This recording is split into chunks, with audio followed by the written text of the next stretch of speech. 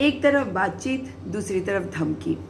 एक तरफ बातचीत कर रहे हैं दोनों चाइना और भारत के विदेश मंत्री, रक्षा मंत्री। दूसरी तरफ धमकी दी जा रही है। चीनी मीडिया का कहना है कि अगर भारत ने पैंगोंग त्सो से जल्द सेना ना हटाई तो उनके सैनिक ठंड के पूरे मौसम में वहीं डटे रहेंगे। अब मैं आपको ये बता दूं कि 10 सितंबर को रूस में भारत और चीन के विदेश मंत्रियों की बैठक हुई और बातचीत जारी रखते हुए सीमा पर सेना के डिसएंगेजमेंट पर सहमति बनी।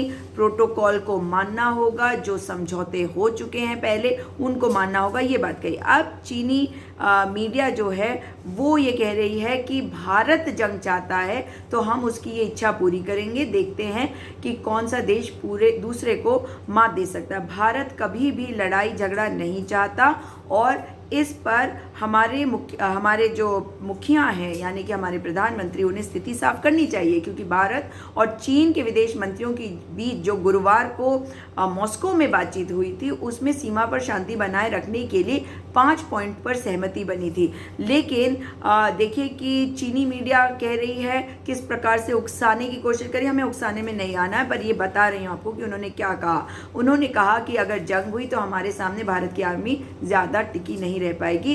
क्या इसका जवाब नहीं दिया जाना चाहिए?